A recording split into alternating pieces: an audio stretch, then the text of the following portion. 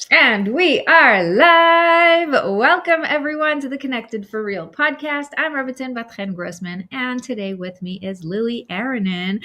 And I'm so excited because I love Lily. She has been here before, and it's such a fun thing to have her on because our conversations always go so smoothly and so well, and we have so much to say.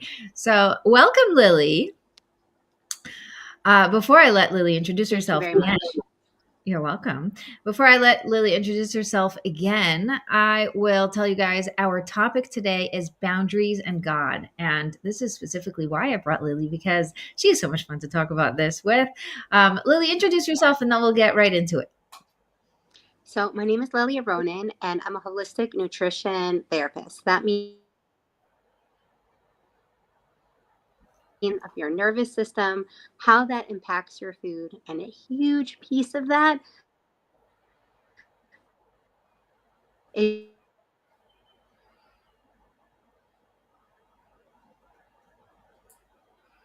your relations.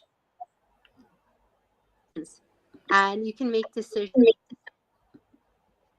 that are nurturing and nourishing, and that is definitely going to be connected to.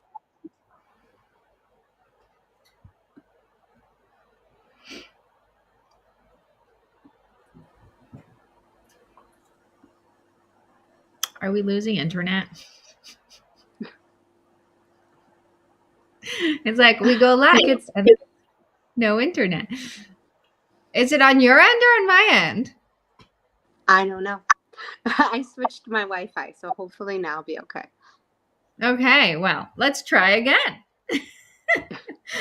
Lily, introduce yourself because I didn't hear any of that. So I'm a holistic nutritionist. I help women, Jewish women specifically, with their mind and body health, their nervous system regulation, feeling safe, feeling secure, feeling empowered, nurtured, and nourished for yourself so that you can be the person that you're meant to be and help you fulfill your potential through really nourished and nurturing approach. I love that. I love that.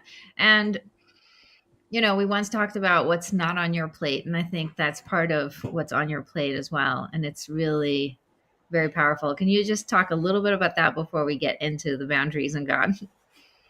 Absolutely. So I'm a big believer that most people know what healthy food is, know what feels good to them, know generally what they should be eating. It's everything else that gets in the way. It's everything that's not on the plate. It's how we're feeling about our work, how we're feeling about our finances, how we're feeling about our parenting, how we're feeling about our life that overwhelms our system, and we can't listen to our body, and we can't take action on the healthy, nurturing, nourishing food we want to eat. Instead, we just want to grab the closest thing to us, or the thing that's going to give us the next big burst of energy, and we stop thinking about what's really taking care of ourselves. And we want to relearn that. We want to learn how to separate what doesn't belong on our plate, give it over to God, put it where it belongs, and focus our nourishment on food that's nurturing, and use it as a platform to be able to go off and address all the other challenges that we have in our life. I also think food is the best place to practice all the other life skills that we need: patience, compassion, empathy, nervous system regulation, delayed gratification, everything else that we need it to be successful. The first place that we interact with that on a daily basis is with our food. Yes. Yes. That's why I love Lily's approach so much. And one of the things that I really connected to really early on when we first met was the whole Shabbat blueprint, what is it called? Mm-hmm. The Shabbat something Yeah, blueprint. I have a Shabbat Ideal Weight Blueprint, and it's about seeing that it's an online course. You can take it in your own time. I think we've had over 200 Jewish women go through the course already and have tremendous transformative experiences in their Shabbat, and understand that Shabbat is like your battery pack for the week.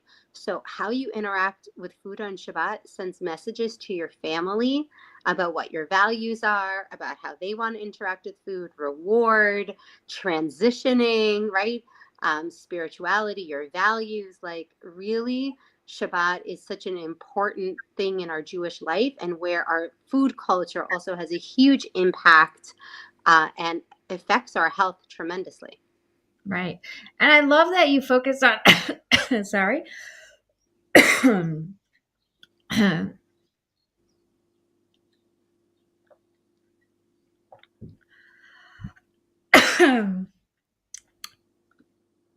Mm-hmm. It's prime allergy season. It makes our throat so dry. Spring is wonderful.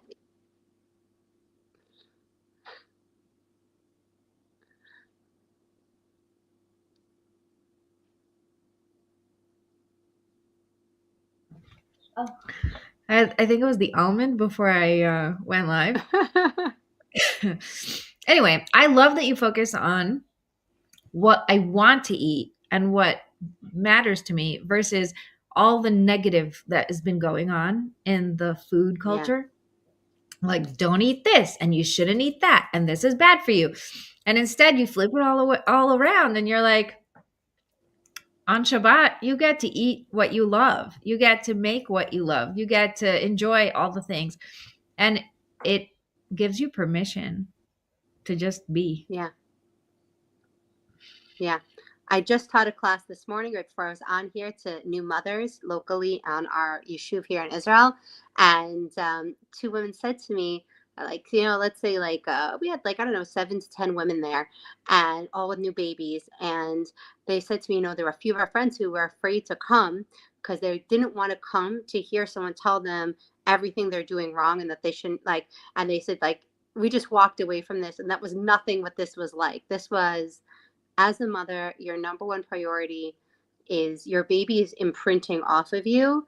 Your mental health, your physical health is a number one priority. So breathing, water, putting down your cell phone when you're nursing, making sure you're taken care of. These things are so much more important than whether or not you're eating a cookie. Like, how to get easy grabbable proteins and vegetables and why it matters and why you should feel so proud of yourself. One of the most important things we talked about is at the end of the day, instead of just making a to-do list of all the stuff you need to do tomorrow, actually make a list of all the things that you did, that you like. How many diapers did you change? How many times did you wash dishes? How many meals did you prepare? How many messages did you send to check in with friends? Like, how many just good things did you do all day? Like, you get to rest now. You don't have to just think about all the stuff you didn't make it to and didn't get to. And that's why I love you so much. And that's why you're my friend. And that's why I'm like calling on you to be on this specific podcast episode, because I was thinking, who is going to talk about boundaries and God, if not Lily?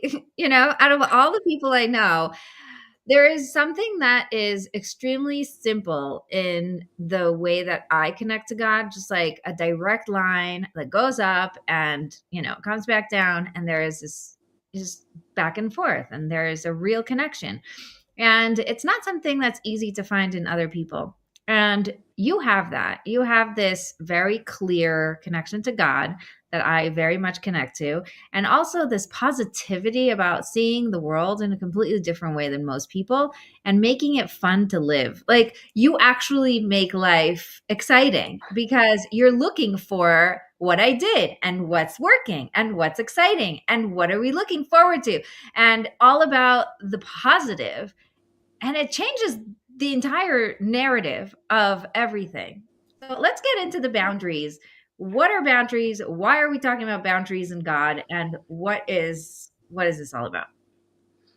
For me, I don't know what the Webster's definition of boundaries is, but for me, boundaries are knowing what's mine and what's not mine. And it's something that is really difficult and requires a growing self-awareness. And sometimes we learn, through knocking up against something. I do believe that positivity is the way to engage with, the challenges and obstacles that we face. And I'm a big believer in the Shar B'Tachon, We learn it I have a group where that I lead for free. We learn it, we're on our second round of it. We learn it every single week, every Sunday. I learn Yeah. it every single day myself. Let me just translate for those who don't speak Hebrew Yes. or didn't get that.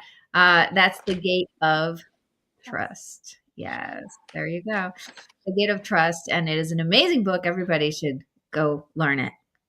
Agreed. And, and it really talks about boundaries. It really talks about if you trust in God, then this is yours and all of this is not yours. And since we're talking about Shabbat and Passover is coming up here, he talks about this Sunday when we had our class yesterday, feels like a week ago already. Um, he said that, like, okay, well, if you have a lot of money, so then how do you spend that money in enhancing your participation in fulfilling the mitzvot and the commandments around Passover, for example, or any commandment, right? Do you spend your money on your values, or do you spend your money on your recreation? You can spend money on a vacation, and it can be a values-based vacation where it's really about the quality time that you're spending with your family, and it's really invested in building relationships, and it's really invested in true rest and rejuvenation. Or it can be spent on entertainment and distraction, right? So when we're spending on mitzvot, and then he said, well, what if you don't have money? What if you don't have extra? Hashem is telling you you're perfect exactly as you are. I don't need your Seder plate to be gold and silver. I just need you to show up. Those Shabbos meals where you get invited out and you're so happy to bring a fancy dessert? Awesome, right? And a fancy salad, and you roast the sweet potato and you toast the almonds and you do all the things. And then it's so nice to get invited out and they're like, come as you are. Please don't bring anything. We got this. You know, I think boundaries are always changing. Sometimes our boundaries are we're just giving and we're not receiving from that person. And sometimes our boundary needs to be I don't have anything else to give here safely and in a correct way. So I'm just going to sit back and be, and I'm going to receive, and I'm going to be curious as to what there is to learn from this situation. And we can only really have safe boundaries when we're relying on Hashem, who has no boundaries, who Ah, is, what I you was going know, for, and I was like, yes, no. and that's what it all comes down to. And one of the things that I love that we've talked about before, one of the things I benefit so much from our relationship, like for myself, from you, is you talk about God baggage. And, I love saying Hashem. Like when I talk to Hashem, I say Hashem. Like that's the name that I connect with most. But throughout the years, there are other names, the other words that like I really connect with, like creator of the universe. Like when you think about the universe and the stars and the planets and the whole blades of grass and the science of it and the quantum field of it and the whole thing, and you're like, the creator and constant master of the universe, he's reliable. Like he's got me. I can do my little thing because all this other stuff that's making me crazy in the world right now, like there's a creator and master of that. That's not my job. Right. And then, Avinu Malkeinu, my father, my king.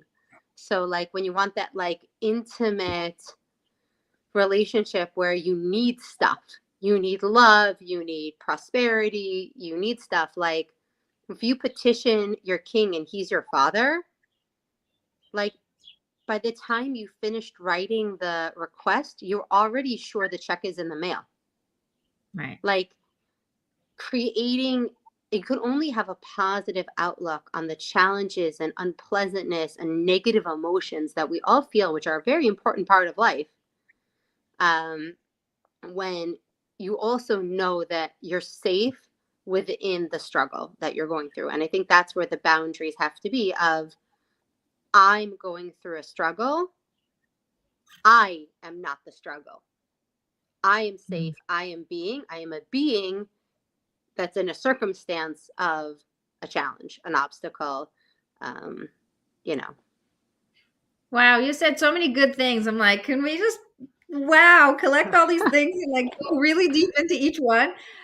Ah, this is so beautiful. So, for those listening, let me just give you a little bit of like backtrack, big picture.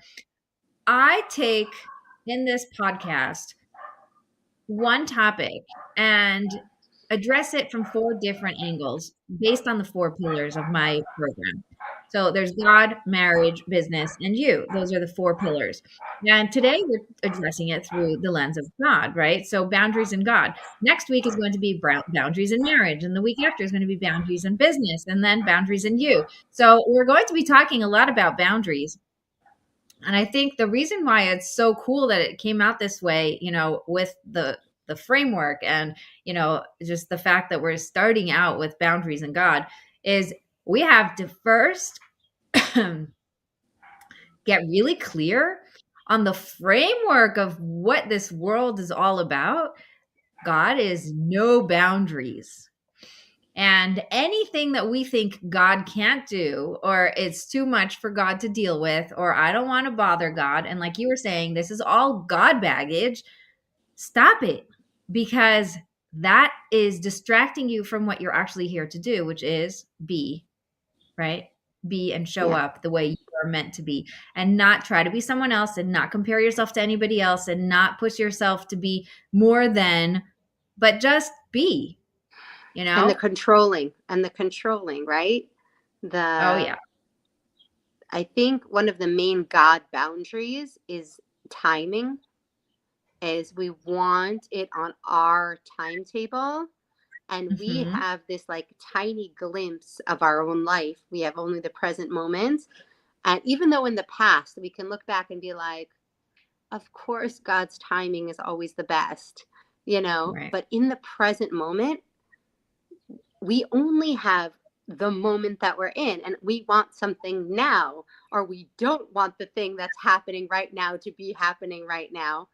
And turning things over to God's timing and understanding that we have time boundaries, but He doesn't. Right. So if there's something that you're feeling like stuck, right? Um, then it might be that you're hitting your own boundaries.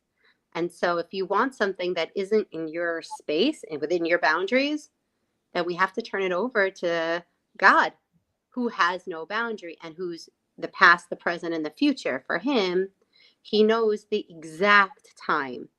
Everything is happening to unfold at the perfect time of ripeness, and we don't want to rush it. We want it to Right. be the best. And sometimes we're like, I don't know, I could take it a little less best than a little more now, but we don't really mean it, because when we get not what we really wanted and we get it now, we're not happy. Right. We're like, oh, I should have waited. Right? Like if I just would have, who's made cookies, like take them out of the oven either too early or too late, and you're like, okay. Timing matters. Time matters. You know what's amazing? You were saying we want to control it, we want it on our terms, but because we're so limited, we don't actually know what our terms means. Like, we think we know what we want, but then you always have this like moment of, if I would have been in charge, we would have been in so much trouble right now, right? Because only after things can you look back and say, "Oh, I get it now." But there's something really limited about our ability to see beyond our own nose that Yeah. is built in on purpose. This isn't a mistake. It's not like, "Oh, God made you limited so that you don't get it." No, no, no. God made you limited so that you have to be present because there's no other way. Yeah. And then can you bring God into this present moment? Can you connect to God through this present situation without having to change it and without having to be like, are we there yet? Are we there yet? Can you imagine what a relationship it is if you just keep asking, like, can I be there already? Can we get there already? Like, and you're like, I'm driving. We're almost there. Don't chill out. Don't worry about it. But Can, instead, can we be like, I'm so excited we're going there. I'm on the right track. I'm, with the best driver. Everything is under control. It's such a different energy. Such a different energy. There's a visualization I taught in our Bitachon class. I don't know, a few weeks ago, I was struggling with something. And like, when it just, this conflict is just coming up in your mind again and again and again and again and again. It's not even in front of you. And normally you wouldn't even think about this thing so much, but because it's a problem, now it just won't leave you alone. And I was like talking to Hashem, and I'm like, God, like, you need to take this out of my mind, because my mind, I understand it's trying to be self-protective. It's trying to keep me safe. So it's reminding me that there's this like thing.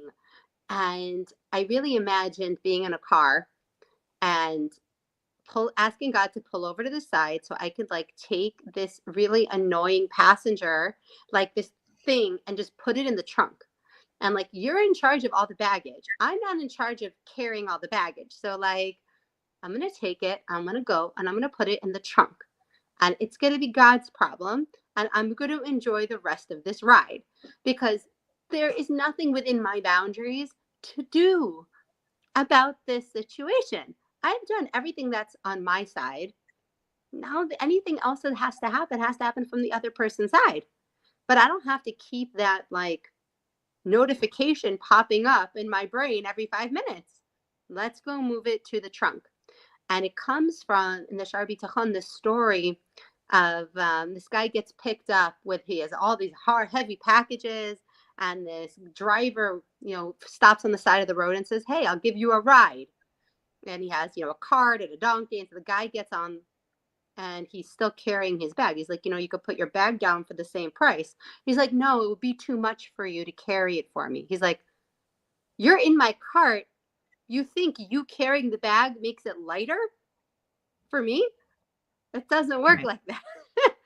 So like, I was like, okay, like I need to modernize this in my own mind, because it's hard to relate to. But I could put it in the trunk, right? Like, I don't have to suffer with this when God's carrying me anyway, Right. And I think that's where the concept of boundaries with God comes in, is that, you know, I really try to, whenever I'm encountering a challenge, and we counter so many challenges in the last, few years, um, is there anything I can do? Is there anything I can do? Like, I will learn a new skill. I will read a book. I will go to a therapist. I will schlep my kids here. I will do this kind of testing. I will figure out what needs to be figured out. And as you start to do stuff and you do your hishtadlut, you're like, wait, like, is this something that is mine to fix? Like, is this something like that I can fix? Or is this not in my boundaries? Is this in God's boundary? And trying to Right. check in more and more before you like use up all your energy on the stuff that's not yours, and then you don't have the stuff left to work on the stuff you're supposed to be working on. Like, Yeah, Byron Katie calls that, you're not at your desk. Like, you're doing yeah, someone else's job and your desk is empty and you're not at your desk and you're not serving and you're not, fulfilling your job because you're too busy fulfilling everybody else's job, your husband's job, your children's job, God's job. You're just running around trying to do everybody else's work. It's like, can you just be at your desk and do your job? And like, don't worry about the rest because it's not yours. yeah. And I think that's especially hard for us as mothers, at least for me. My parents were amazing, and I grew up to be a very independent kid, but they literally called their parenting style benign neglect. That was their name for their parenting style. Like, I was 13, and they're like, okay, here's my credit card. Book your flight home from dorm school. Like, book your, like, it's not that hard. You call up the airline, you give them the credit card, you choose your flight. Like, I don't know, like they help you through it. It's not such a big deal. And I remember someone's like, what do you mean your parents didn't book you your flight?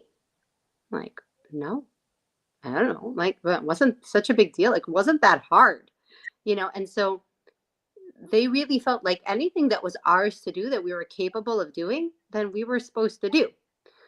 But on the other hand, I was jealous of the girls whose mothers would shop for them and send them clothes, and like they'd get these beautiful care packages, and like you kind of want to be that. I wanted to be that for my kids. I wanted to be the present parent, and recognizing how much of the really good stuff about myself I got because my parents let me do stuff myself, you know, Right. and finding the balance between what's mine to give and what are they going to become the best version of themselves because they have to go through the discomfort of doing it on their own. Right. And I think something about getting care packages that people people like you who had to get their own stuff. There are certain things you didn't give yourself permission to get because you're like, oh, this is too much. I would never buy this for myself. But if my mother sent it to me, I'd be so happy, right? It's like, that's a real lesson in allow yourself to receive, even from yourself, the things that make you happy. Oh my gosh, And yes. it isn't that amazing that like we have such a hard time receiving. That was such a huge part, I think, of a healthy weight loss journey for people and a healthy body image journey. Is I always say, like any good habit, you really need to invest in the reward part of it. Like, it's Right. not just that the reward is the result. No, no, no. Like, make it fun. Make it playful. If you're struggling with eating at night, go get the most gorgeous, yummy PJs and like reward yourself in advance for feeling so good and finding so many other ways to relax and unwind at night that, you should feel indulged in advance, you know? Right.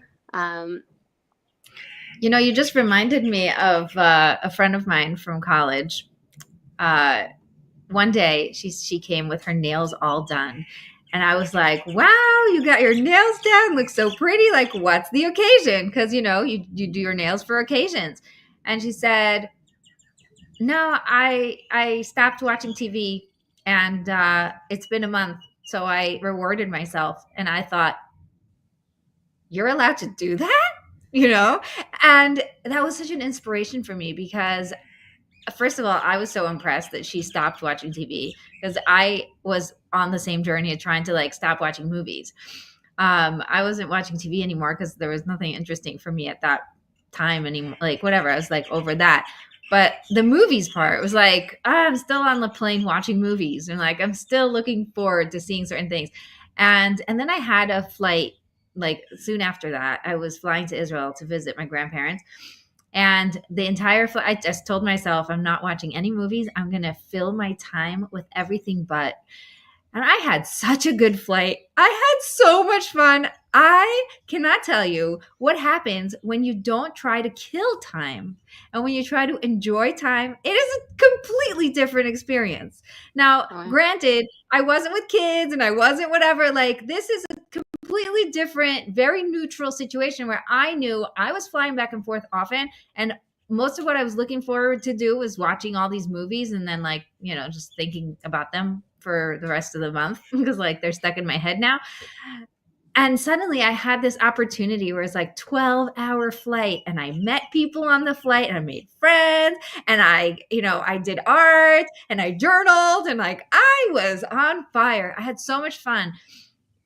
And like you said, just that is the result in itself. But knowing that I can reward myself for winning was such a motivator. yeah. I'm a real big believer, but when you read the book, The Five Love Languages, as a woman, I know when I read the book, the first thing you're thinking of, oh, what's my husband's love language? What's my kid's love language, right? I just want to fill everybody's cup. But think about what are my love languages and not how can I tell my husband how he can fill my love language and how can I tell my kids how they can fill my love language, but like, how can I really fill my own cup? Like for me, quality time is really important. Okay, quality time is really important. And I noticed that for me, learning Torah every day, like I do the daily learning on Chabad, the chitas, and having a daily time where I learn Shari B'Tachon. Having things daily is me feeding that quality time with God. is like me feeding that boundary of like what fills me up. Also, when I see clients, like people used to say, like, don't do so many Zooms. Like you're offering your time and you're not getting paid enough to do something. Like, but you know what? I enjoy the quality time with the people I'm invested in helping. So like it's really more enjoyable for me to go to work and see somebody and have a real conversation with them than to just answer emails because people don't want to waste my time. Right. I to me, it's an act of love to give somebody my time, and I think when we that's I part of love. having a boundary. A boundary is these are my love boundaries. Like this is how I take in like a cell. A boundary is semi-permeable. Like stuff goes in, stuff goes out, and that's how you know that's where the end of the cell is. Like love has to come in and love has to go out. And we're talking about boundaries with God. So like whatever your love language is, if your love language is gifts, like then turn, gifts into in your mitzvot into something, more beautiful. But if it's quality time, then am I spending quality time with God every day? It's probably why I like meditating and journaling, is because that's my once I hated it originally, but once I got into showing myself love and quality time, that is my quality time with myself every day, you know? Right. Okay, so I want everybody listening to open up YouTube and search the 5 love languages and our relationship with Hashem.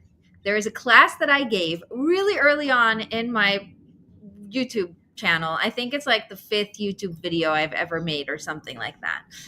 And it is a very, very powerful training because exactly what you said, we get the opportunity to take the love language that is strongest in us and turn it around to ourselves and fill ourselves up with those love languages. And by the way, it does not surprise me because I'm also quality time and my second one is words of affirmation. Like those two really fill me up. So when people tell me how awesome I am, I'm like, yes, I'm drinking it up. Tell me more because I love it and it makes me so happy. And, of course, the beginning of my marriage was all about, why don't you tell me, you love me? Why don't you say nice things? Why are you always critical?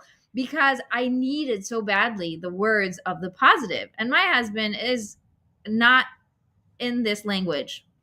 He's learned, he's been very nice about trying really hard, but his love language is acts of service. So he's just doing things for me. He's like, what do you mean I don't love you? Don't you see I do the dishes? Don't you see I help out? Don't you see I took on all of this, that, and the other? So like he so much is showing me love in his own language. And to me, it's like, does not speak. It does not compute. I'm like, who cares? So the dishes are done. But like, I want your time and your words. I want your attention. I want, just Yeah. all that. Yeah.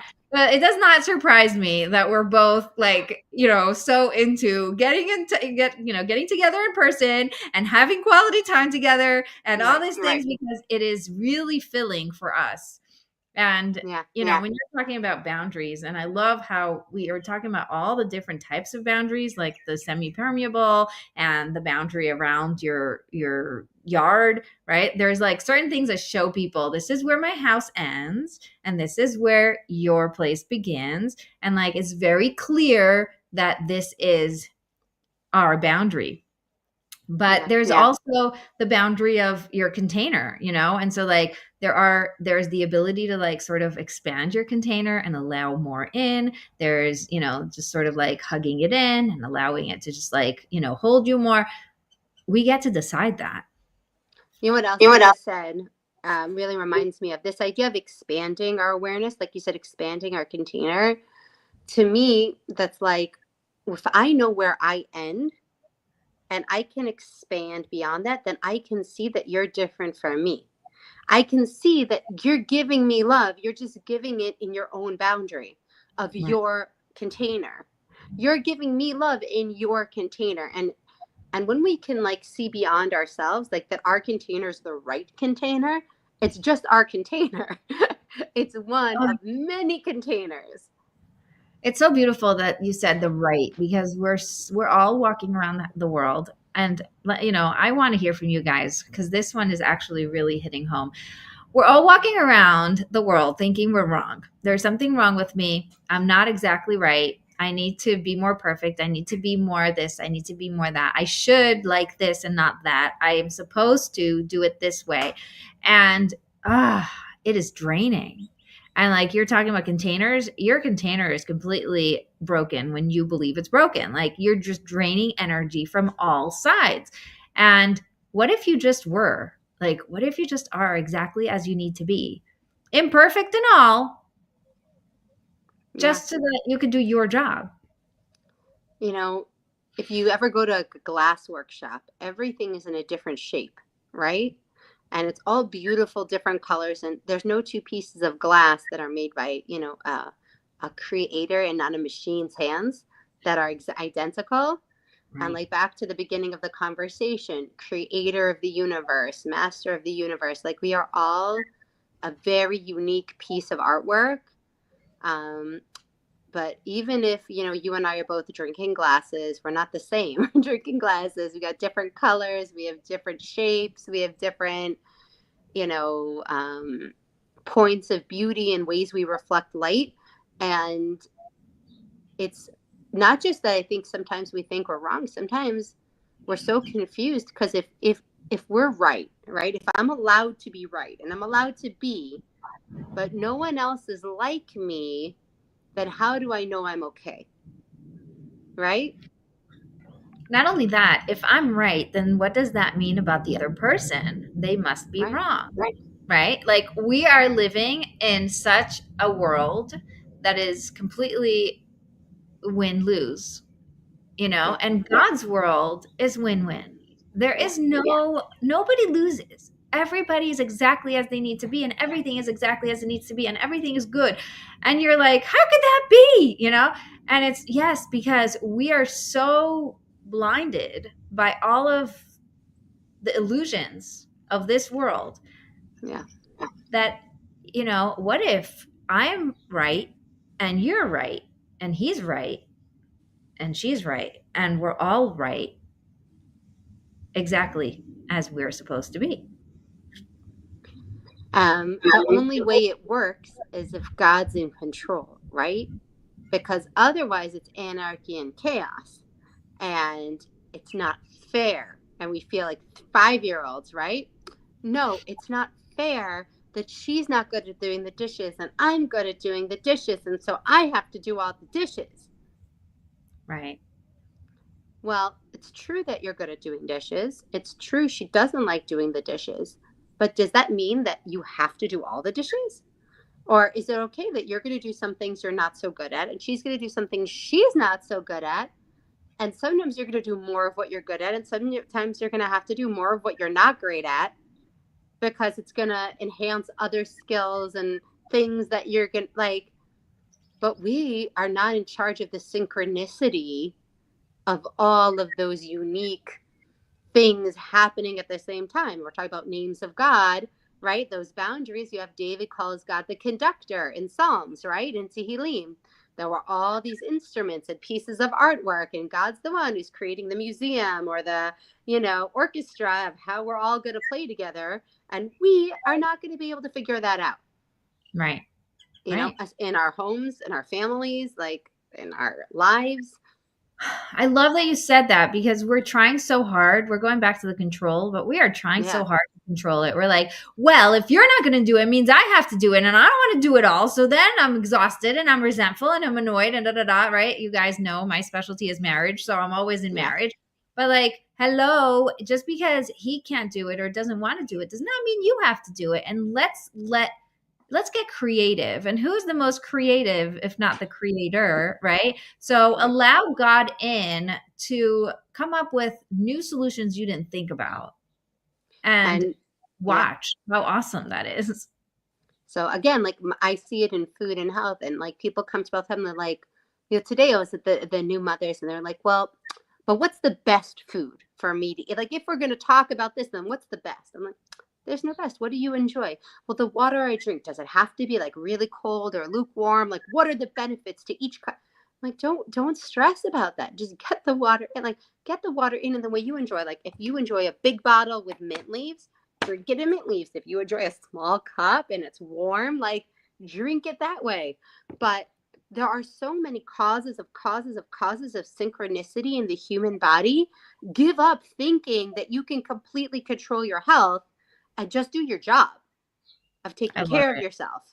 I love it. I love it. I love it. This is so powerful. It's so powerful. And it also gives you permission to do the thing you love, which brings us, I have the call method, right? So the 4 steps to creating flow. Step 1, connect to yourself. What do you want? And we have not been given the permission to want, because people are like, well, there's needs and wants, and your wants don't matter because needs are more important, and you should just invest in your needs and move on. And God is like, no, no, no, I've got the needs. You just chill. I have everything you need. You got to focus on what you want, because that's really where you're meant to serve. That's really where you're going to show up and be. So giving yourself permission to want the glass cup and not the plastic. By the way, like, once I realized that I like drinking from glass and I feel like a little kid drinking from plastic, it was so liberating, because I could just be like, hey, can I have a glass of water? And, there was a couple of times where I was just like, whatever, I'm not going to stress. And I just drink it out of the plastic because I'm a big girl and I can handle it, whatever. But when I ask my kids for water, they know to get the glass cup and they know to bring it to me, and oh, and it's so fun to enjoy those little Yeah, things, the little things that don't matter, but they do, they do. because you're allowed, right? People are like, you deserve it. You deserve anything. You're a human being. God put you here. You deserve. But you're allowed, right? You're allowed to Yeah. enjoy. You're allowed to have fun. You're It's allowed. not it's not irresponsible. Sometimes we feel like it has to be the hard way. And again, because we're trying to do everyone else's job at their desk, like you said, like at your desk, if you were at your own, like someone told me this, who was it? Maybe it was the Al Trush. We'll give her credit whether she said it or not. She talked about how if you were hired by a company, they provide you with a computer, right? They provide you with everything you need. Like if you'd show up at like the highest, like fanciest company with your own computer, they'd be like, look at you, like, what, you don't think we could provide you with that? Like, what's going on here? Like, this is what we bring you.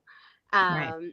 And when that comes to your boundaries, right? My boundaries is, this is my desk. Your desk is going to have a glass cup on it because it's your desk. And so, of course, it has to fit you.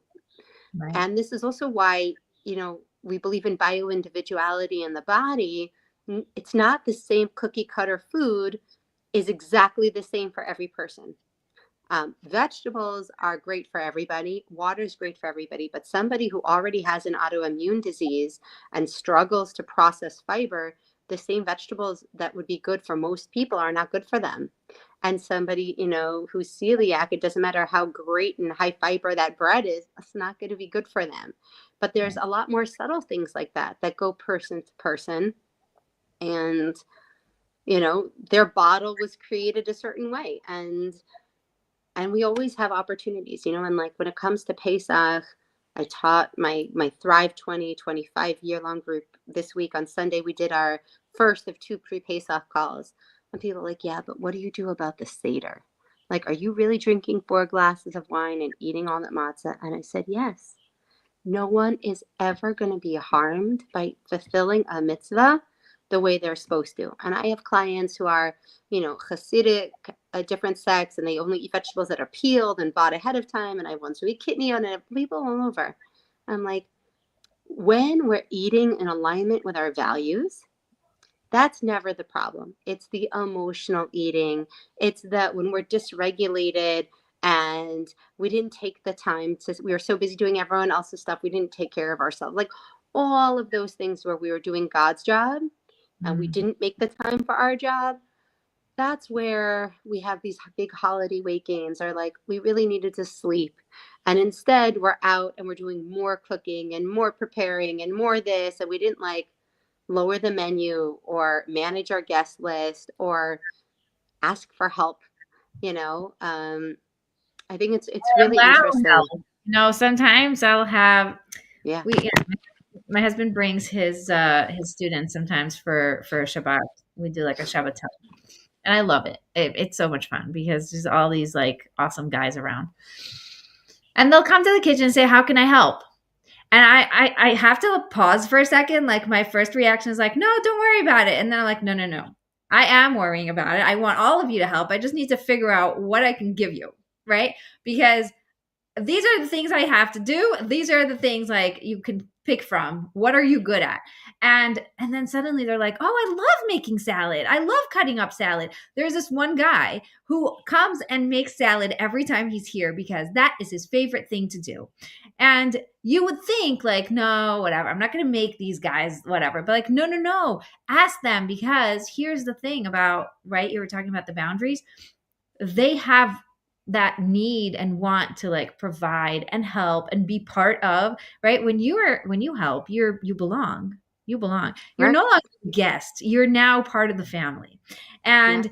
this is a gift that I am giving him to belong and do something for everyone. And if I would say like, "No, no, no, don't help. It's fine." It's subtle, but it's a real rejection. Yeah. And Yeah. I remember when I went to a friend's house and she said, she got up to help, her mother got up to help, and all the guys stayed at the table. And I got up to help too, because what, I'm going to stay with all the guys at the table? Right? She's like an only girl. So I get up to help and she like pushes me down and says, "Guests don't help." I'm like, "Yeah, but does it make any sense that I stay at the table with your brothers? Like, does this compute? You know?" And so I got up anyway. And I was like, "I don't have to help, but I'm coming to the kitchen, you know?"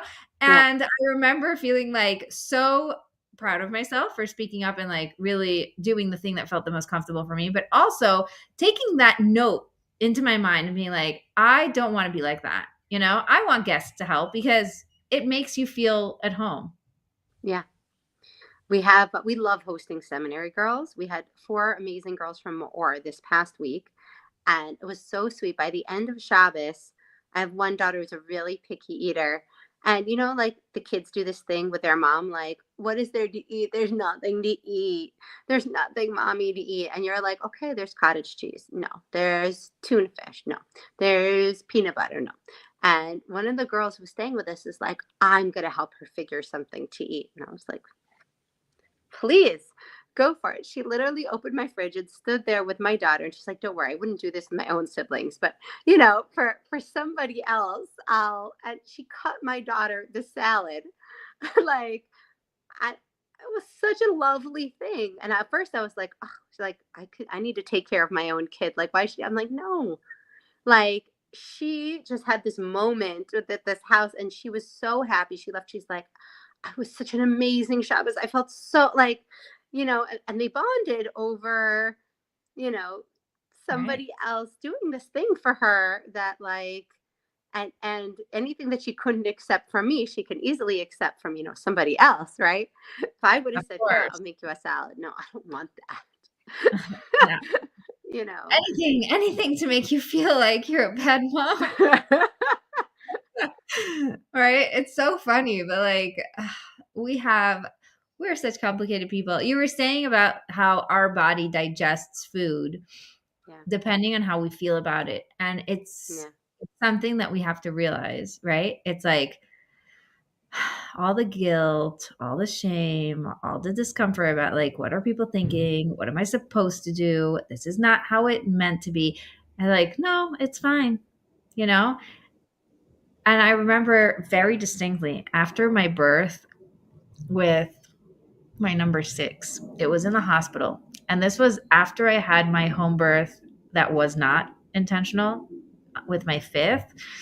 And my husband said, "You can't have a mistake twice. So let's go to the hospital for the second one early." And so, like, I had an exhausting day waiting to the hospital, like, not wanting to go home because I knew if I go home, then I'm not coming Right. back. So I just spent a whole day waiting outside the hospital because I didn't want to go in, but I also didn't have where to go. Anyway, I finally go in the hospital. My water broke, blah, blah, blah. I go in. And thank God, birth was fine. And at the end of the birth, I was exhausted and hungry. I was starving. I was so hungry. And they went and found white bread and white cheese and brought it to me and said, "This is all that's left in the fridge of the nurses." And I was like, "These are like the two things I don't eat."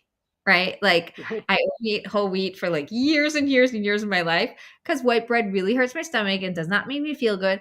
And white cheese was like something I was not eating for a while because like dairy and stuff, it just wasn't sitting right. And I remember very distinctly. I sat there, I took a deep breath and I said, "Hashem, you made this baby come out of me all naturally and everything, thank God, is great. You're going to give my body the ability to digest this thing that maybe in other circumstances wouldn't be good for me. But right now, you are the one making it possible." And I sat there and enjoyed every bite, and I chewed it and I swallowed it and I enjoyed it because, when was the last time I had this? Like in my mind, it was junk food because it was things that I would Right. avoid. Right. But like I'm sitting there and enjoying it and just like letting it be. And I really was intentional. And you know what happened? Nothing. My Right. stomach didn't hurt. I wasn't, in pain. I was fine. Everything was okay. I got to the morning breakfast. I got real food and it was okay. And I thought to myself, isn't that amazing how our body is so brilliant? But not Yeah. only that, it's because God created it that way. Yeah. And very, very often, like I have 3 kids with celiac, which is an autoimmune. And very often, I can tell you those kids, their emotions live in their body. It's not surprising to me Right. because their emotions live in their body. And the more that you have to feel your feelings and not feel them physically and process them, you can't do that for your kids. All No. you can do is set an example and have a safe space and love them through it. And it's not their fault that, they have celiac. It's the way their body reacted to them and their life and their thing, and things can change. But now they have to take care of themselves to this level. And you can see it, and you can see it with people who suffer with acid. When I have clients who have acid, and I say take a probiotic and we work with it, but so much of it is the stuff they don't want to do. They're like, no, I'm coming to you to know what to eat. I'm like, I know, but we also need to learn how to breathe. We also need to learn how to breathe through our nose and to breathe into our stomach and to get our body into rest and digest, and not always be digesting when we're in a stressed mode, and then the acid's coming up and then you're getting an acid stomach. um, and also explaining to people why there's nothing wrong with you. Like, if you're constantly dehydrated and you're also always constantly saying like, my blood sugar is low, I need sugar, like, there's a real connection there. The more you're drinking hydrating water and maybe sweetening up the water, like having a big tea with a little bit of honey in it, the less you're going to find that maybe you're having those sugar cravings that are really coming from dehydration, because every gram of sugar is holding 3 grams of water in your body. So when you're having a sweet craving, your body's like actually just taking care of itself. And like, I had a client who was all of a sudden at night having Fruity Pebbles, which is like this junky cereal. And she is like a healthy, like you said, like, and she's like, I don't know what happened. I can't, like, and I keep telling myself, like, one bowl of cereal is not going to hurt you. And I'm like, of course, one bowl of cereal is not going to hurt you. But like, you told me your husband just brought you the most insane croissants home from this fancy French bakery. And you just said, like, no, I don't even want it. And then 10 o'clock at night, you're eating a bowl of Fruity Pebbles. Don't tell me you really want a bowl of Fruity Pebbles. Right. You don't. You're not, like, you're on a high in this crazy school, the whole program that you're doing, everything, 7 kids all day, 10 o'clock at night, you're done. You've crashed. Right. And one time you had the Fruity Pebbles and made that immediate connection. It's so processed, all the colors, like they literally tested on kids to make it as addictive as possible. Right. And it gave you enough relief from that stress in that moment that you had an immediate pattern. An immediate habit was formed. There's nothing Right. wrong with you. Everything worked like it was supposed to work. But this food doesn't work with your body the way it's supposed to work. So like, we figured out a different system to create breaks throughout her day. So it wasn't like, this volcano building to erupt at night and all the other things. And like, if you want a bowl of cereal at night, it's not that Fruity Pebbles are going to kill you. It's just like, if you turn down these other things that you really love and you ate the Fruity Pebbles, then the Fruity Pebbles are a symptom. They're not a Right. problem. Right. And that's what I love about you. I also can't do superficial. I'm a very deep person. And when I see something like this, right? Like tonight, I have a training. If anybody is listening live, go connectedforreal.com/training. Tonight, I have a training called Stop Fighting with Your Husband About Your Business. And it's all about how are we supposed to stop fighting? Because it just keeps coming up. It keeps happening. Things just, happen.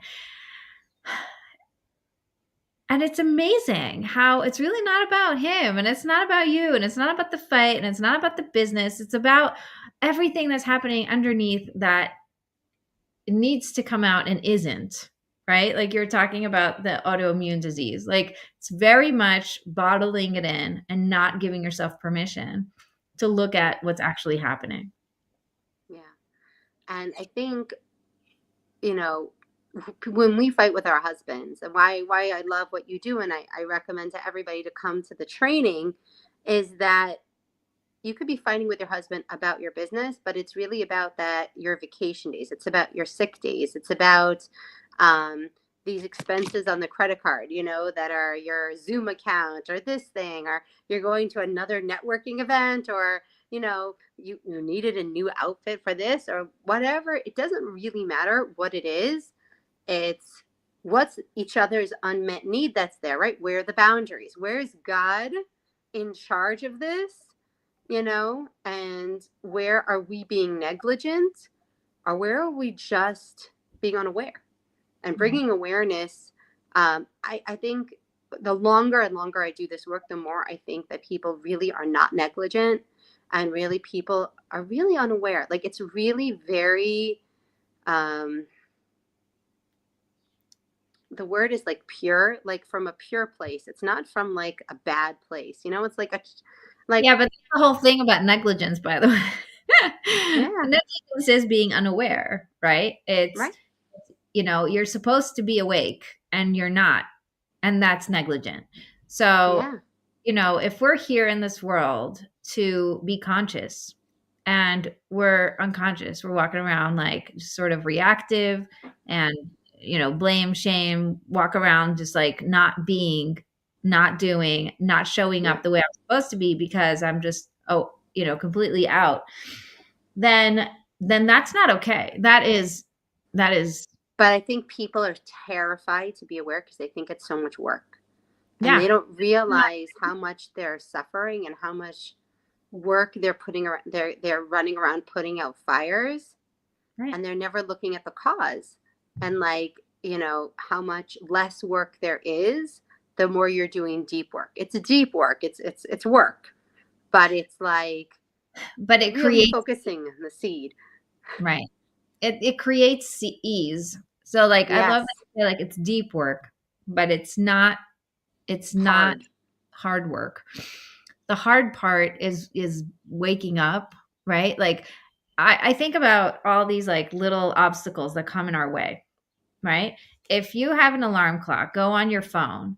Do you start screaming at your phone like, "Why are you waking me up? What is this? Stop it already!" Like, no, you just press the button and you're like, "Oh, I have to wake up now," right? So it's like your husband is being critical, or your husband is like, micromanaging you, or whatever it is. It's like it's not him. He's just the alarm clock waking you up, telling you, "Hey, something isn't fully awake. Something isn't aligned. Something isn't 100% in alignment of your authentic self." And now you get to be like, "Oh, thank you so much, alarm clock. I will go and look, and wake up now and think what is going on."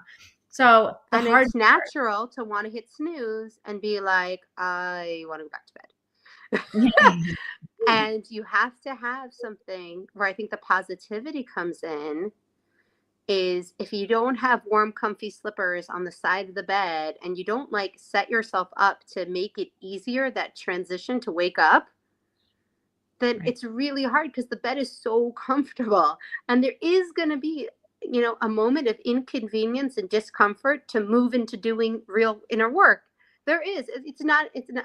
But on the other side of that, when you work with somebody like you, or you work with a coach, they're going to have warm slippers and they'll have turned the heat on for you to help you. Like once you've made that uncomfortable step, like they're going to catch you and keep you safe. And then you're Yeah. going to take the next step and they're going to make sure that, you're taken care of while you're taking care of yourself. Yeah. Yeah. I love that. I love that. It's that comfort zone that keeps us feeling safe that is actually really uncomfortable. Yeah. One of the people was telling me something. I don't remember when it was. Oh, now I remember. It was at a Shabbos table. We had a guest, and he was complaining about this thing. Like, it's just looping. My whole life is looping. I'm doing the same thing over and over again. I keep bumping into the same wall. And he was really complaining about real things, right? Like, this is real life for him. And I said, "Oh, you're in comfort zone. All you need to do is just get out of comfort zone." And he was like, "It is not comfort zone because it's not comfortable." I'm like, "Oh, no one says comfort zone is comfortable. It just, your brain wants to stay there because that's what it knows." So it's just so powerful, that example that you gave of the bed. Your bed is nice, it's comfy, it's exciting. It was fine for you to be here until now, but now that the alarm is on, you gotta, like, pick up and move along. It's a hard transition, but it's worth it because you're creating ease. Can you believe it? Like, after that, I worked with him a little bit, just, in that Travis. He got out of the loop. He's no longer dealing with any of the stuff ever again. It's like, isn't that worth it? Isn't it worth getting out of comfort zone just for that, never having to deal with that again? And when you put your feet on that cold floor the first time and there's no comfy slippers there and there's no nothing else, you could be like, "Ugh, I hate this." Or you Right. can be like, "Ooh, I could use some slippers now," right? That's what you talked about, desire, Right. wanting, like, "Oh, I need slippers while I go on this journey." Like I need a water bottle I love if I'm going to be drinking more water. I need, like, I need a reward. I need to go do my nails if I'm going to stop watching TV. Like, it's okay to make these things more pleasant. You're already doing the inconvenient and uncomfortable thing. Right. Like, it doesn't have to be suffering. I love that you said that. My hardest thing, if I think back to what is the thing that made my business what it is, and what was the hardest thing for me to do, was get a coach. Because for the longest time, my entire life was all about shoestringing everything and just figuring it out. And I was really good at that. I'm really good at figuring things out. And I'm really good at pushing, pushing, pushing, and doing, and sort of creating. And when I gave myself that permission, like, "Hey, I think I want a coach." And then dealing with, what do you mean? Why would you need a coach? Who needs a coach? You can do it yourself, and just pay yourself to do what you do for other people. All of that. It was like, yeah, but I want it. And then I got the coach, and you don't even realize what a transformation that is. Like, what happens when you get someone else to be there for you and show you the way? It's the end of hard. It is a collapsation of time. I don't know if that's a word, but you collapse time when you have someone telling you, "Oh, let's just take this shortcut. I know this way. Come And you with know me." what? I think people are confused. Sometimes they hear this, and I know myself. I've heard coaches say this, and then you expect immediate results. I think the collapsing of time is the thing you want to do takes time, but you save yourself a tremendous amount of the time that you are standing in your own way. And we Mm, keep standing in our own way. And when you have a coach, they pace you to keep getting you out of your own way. So, like, "Oh, hey, see this thing? This is you in your own way. See, look, here you are. right. Would you like to take a step out of the way? It's up to you. Go ahead."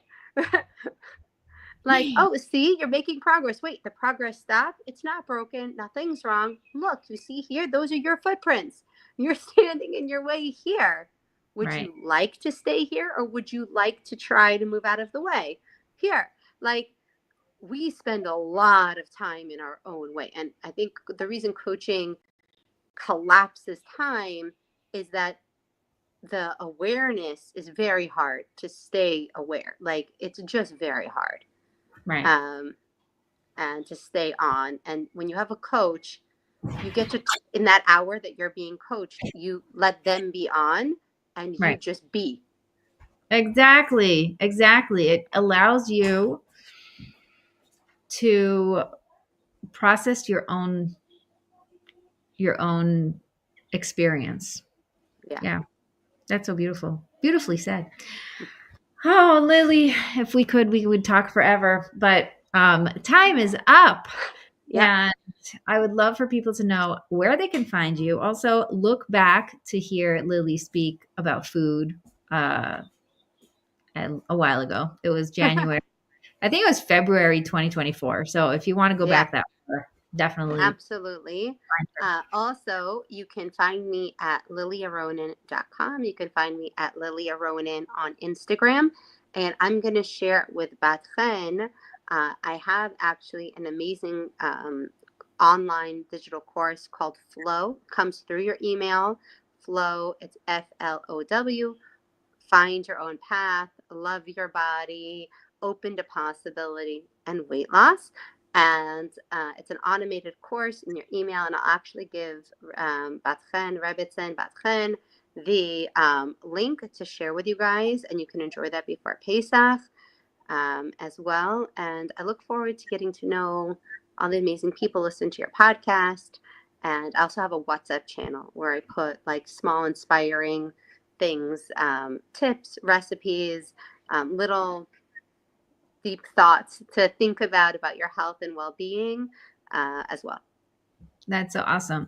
Okay. And when this episode drops, I don't know if it is before or after Pesach, but we'll make sure to put the link in the show notes and Absolutely. anybody who's listening can get it. So thank you so much, Lily. My pleasure. Thank you for having me. I always get so much out of talking with you. Aw, that's fun. Same, same. Thank you so much for listening all the way to the end. And we will see you next week for Boundaries and Marriage. Don't forget to be connected for real.